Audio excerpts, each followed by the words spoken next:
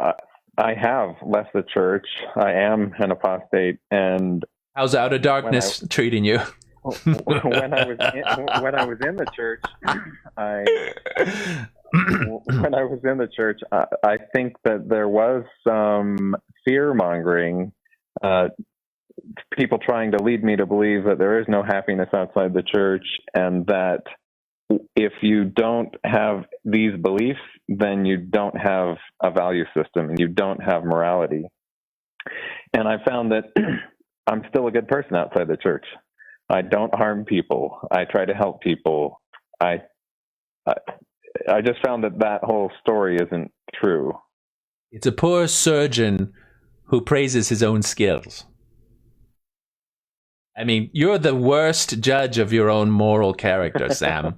You know, the world is full of lots of terrible people saying that they're moral. And so, frankly, I find your professions of moral superiority to be quite hollow. And, you know, this is how it works. Like, you think you're happy, but that's only because you never really had the Spirit in the first place, and you never really knew what true happiness was. And so you're only comparing your state of happiness now to, you know, the state of trying to be happy, but never actually being happy while you were in the church. Because quite frankly, you were a dirty apostate from when you were born. You know, it was always in you. It just, you know, you finally allowed it to take over your brain and push out the spiritual. It's called the carnal man's, Sam.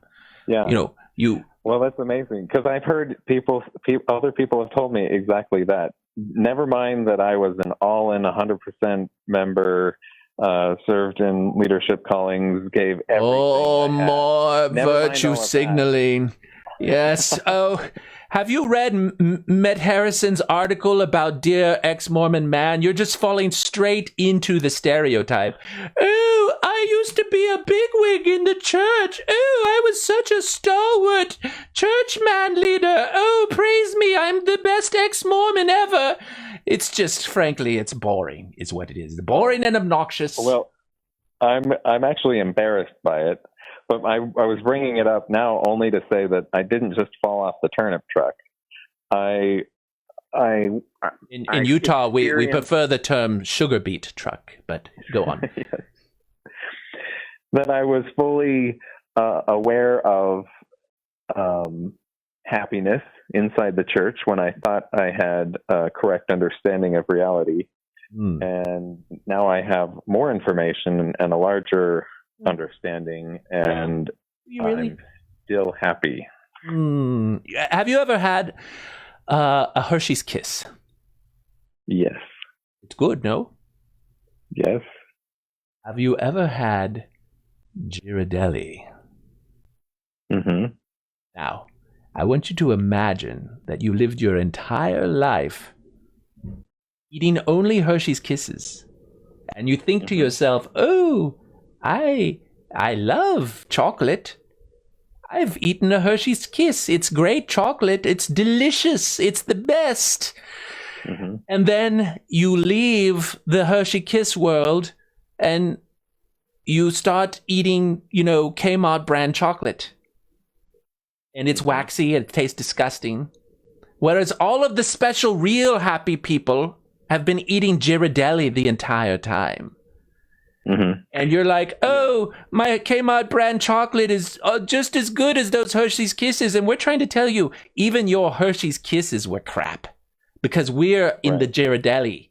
So I don't know if this metaphor was too abstract for your simple outer darkness mind, but there's some depth there that I think you need to ponderize. No, I think I understand what you're saying.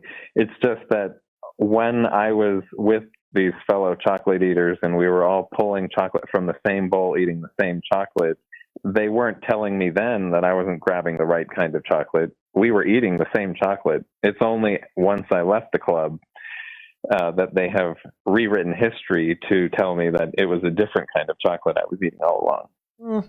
You know, have you ever explored the philosophical ideas that, you know, we all say the color blue is blue because we all perceive it and agree on what it is, but we don't actually know if the experience of another person perceiving what we uniformly call the color blue is the same experience that we have. You know, it's very subjective. So you could be in a meeting and receive some measure of inspiration or light or spirit that you think is going to be the same as the people next to you, but it's not the same. You know, your perception of it is limited by your own spiritual, you know, impoverishedness. And so, you know, and now you're acting like everybody was just as spiritually impoverished as you, and they weren't. Well, yeah, so I hear what you're saying. And now, because I've left the church, they are able to discern retroactively what my subjective experience was and tell me exactly I wasn't getting it. Exactly, because the proof is in the pudding. You know, your pudding is now in outer darkness apostasy. And so anything and everything that led to that, we can automatically assume, you know, it was due to your own spiritual and moral deficiency and defunctacy. It's just, that's how these things work. You know, there is power in inductive reasoning, and when we apply it to your apostate ass, then we know exactly how you got to where you are.